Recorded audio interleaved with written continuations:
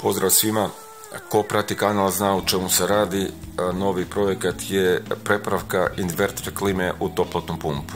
Nabavio sam ovog Panasonica za tu prepravku i u ovom klipu ćemo pričati malo u vezi ove invertere klime, opraćemo je i tako dalje.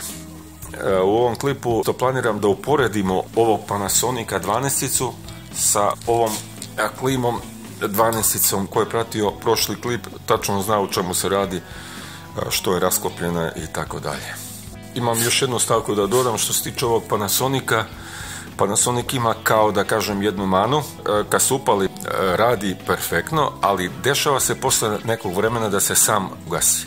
Iz tog razloga sam je uzeo povoljnije. U planu mi je da sad u ovom klipu rasklopimo, operemo, da skinem elektroniku, da malo tu elektroniku pogledamo. Sve sumnjam na neki hladan lem. Sad mi je u planu da ovog Panasonica da rasklopimo, da poskidamo sve ove poklopce, da je operemo, očistimo, da čisto pogledamo šta je unutra i sa druge strane da uporedimo, što mi je vrlo bitno, ovu inverter klimu sa ovom ovdje.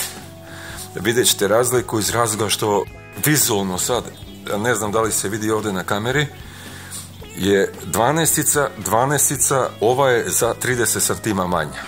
Visina je ista, ali što se tiče dužine klima je manja. Sad kad budemo otvorili ovog Panasonica pa da vidimo ovaj Panasonic kako je to skocko, a inače sa druge strane i kod ovog invertera ovdje je sve u Panasonicu. Eto, to što sam htio za početak klipa. I da, imam još jednu stavku da vam kažem, pisali ste u komentarima da pokažem na koji način sam ja povezao unutrašnju jedinicu sa kotlom. I to je to. Da izmjenjivač sutra stiže, u toku sedmice stiže i buffer. Kad bude sve stiglo, onda počnemo da snimamo ovaj ceo projekat i montažu na tom mom podnom grejanju što se tiče ove toplotne pumpe. Ajde prvo da vam na neki prost način objasnim kako sam vezao, obzirom dosta vas je pisalo kako sam vezao unutrašnju jedinicu od neke inverter klime, bilo koje, može i obična da bude klima, sa kotlom. Kao što vidite ovdje na snimku, vezana je na odvodnu i dovodnu cev od kotla, direktno. Veoma prosto, sistem je isto kao radijator, kad se vezuje fan coiler, kako se vezuje, znači to je potpuno isto vezana i ova unutrašnja jedinica. Temperatura koja se pusti sa kotla ulazi u tu unutrašnju jedinicu, sa druge strane izlazi. Dovod sam vezao, prosto rečeno, vrelu vodu doveo sam kroz deblju cevčicu, a odvod kroz tanju. Veoma prosto, klima se automatizovano pali, iz jednog razloga postavljen je termostat na ulazu i pomoću termostata štelujem tu neku temperaturu sama kada se pali i sama kada se gasi. Veoma je prost sistem, grejem sa ovom klimom bukvalno 100 kvadrata. Ali evo, posle 6. godine, bukvalno to meni funkcioniše perfektno.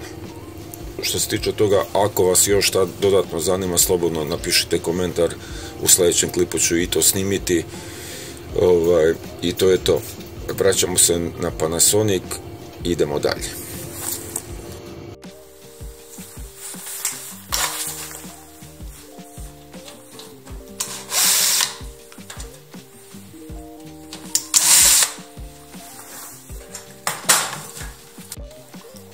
Vizualno sam ovako da pogledamo šta sam na prvo video. Video sam da je kod ovog Panasonica su dva, da kažem, hladnjaka izmjenjivača toplote, a za razliku od ove ovdje samo jedan. Tako da vizualno to sam prvo, ali o tom potom u nastavku klipa ćemo to detaljno sve razmotriti. Dalje je sve u redu, jedino ovdje je ovo malo i savijeno. To mi se ne dopada, ali to ćemo ispraviti sve lepo. To je to.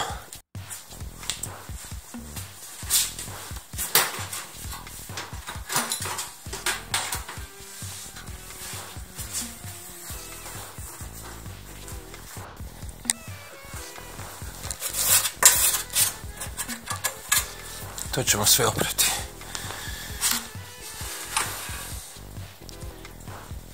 Za sad sve lepo izgleda.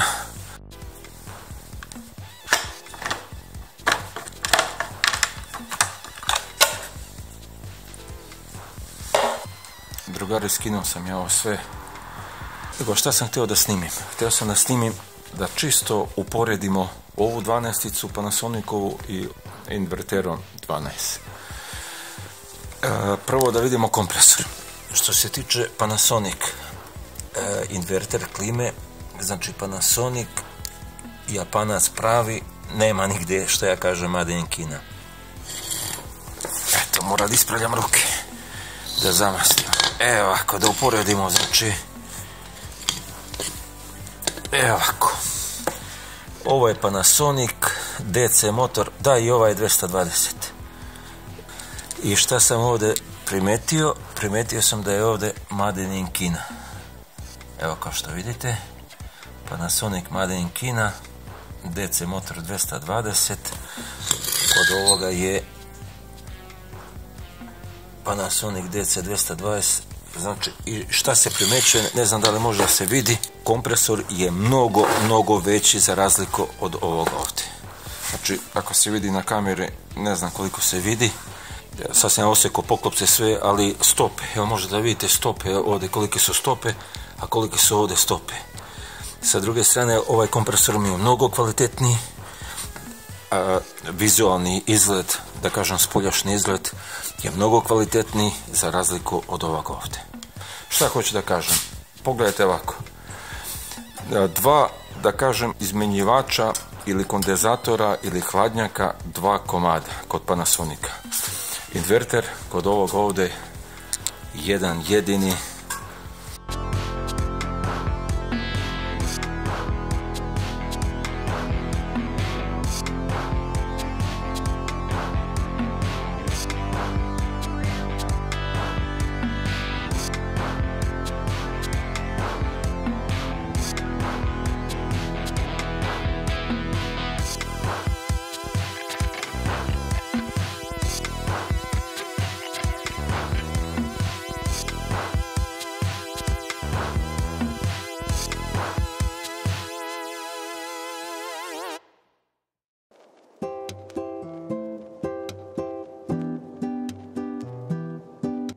Rasklopio sam sve, spremno za ovaj pranje. Jedino što me nervira, to je ovo malo pri vrhu ovdje. Nema tu što se tiče neke smetnje klime ili bilo šta, ali ću ovo morati kasnije koliko mogu i kako znam da ispravim. To je jedino što mi je ostalo. Sad perem klimu i još jednom da uporedimo, da vidite vi. Ovdje sam poravnjao liniju jedne i druge. Dobro, ovo još malo ovamo treba dođe, ali uglavnom možete da vidite razliku, i to značajnu razliku. Krećemo sa pranjem. Koliko se vidi, ne znam, skida masnoću ispravljašnje.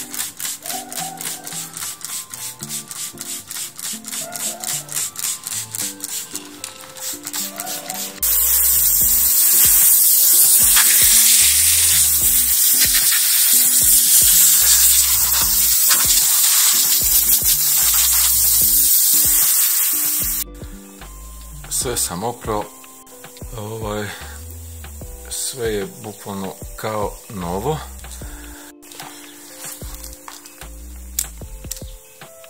Da izmerimo prvo motor, pa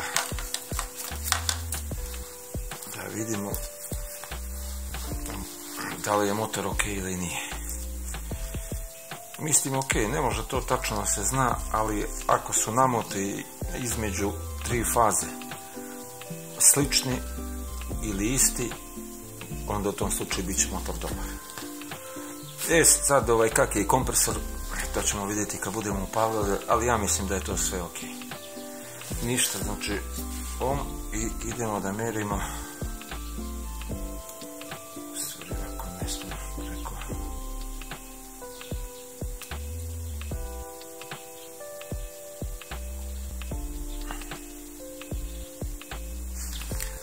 Ne znam da li se vidi. ne vidi se, ali dobro. A između ove dve faze, joj, kako je to nespretno ovako. Gledajte. Ajmo da vidimo sad šta će pokaže. 1,7. Sad po pravilu između ove dve faze mora bude 1,7. Da probam ovako da uhvatim šta će pokaže, da li će pokaže isto ili... Može i ovako se meri. 1,7.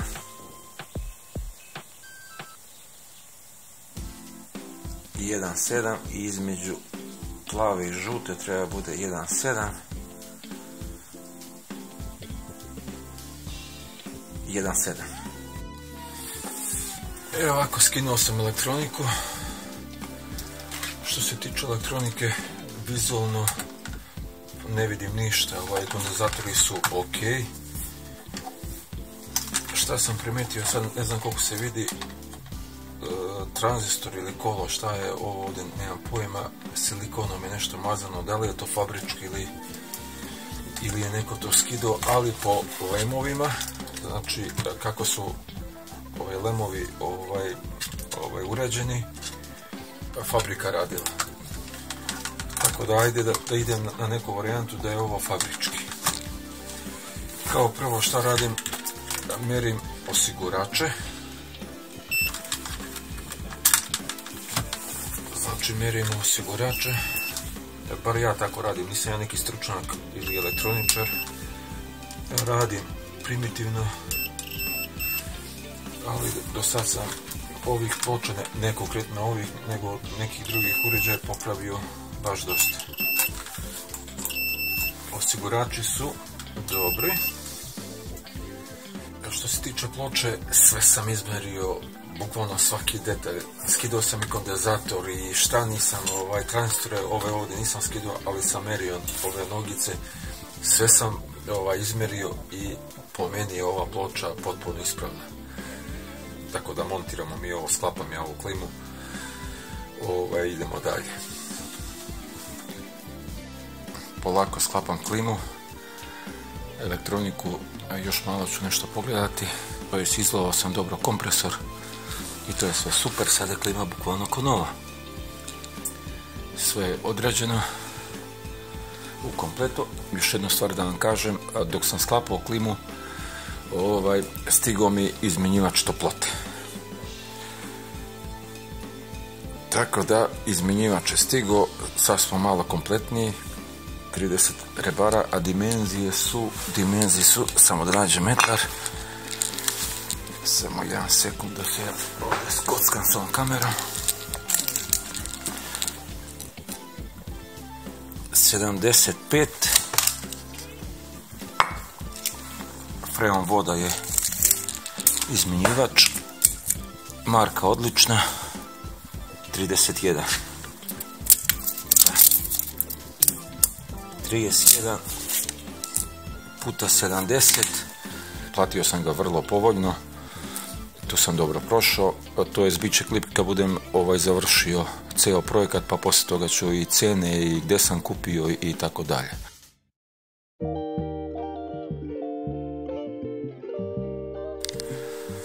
Spoljašnju centralu sam u kompletu sklopio, svaki šav na svom mjestu.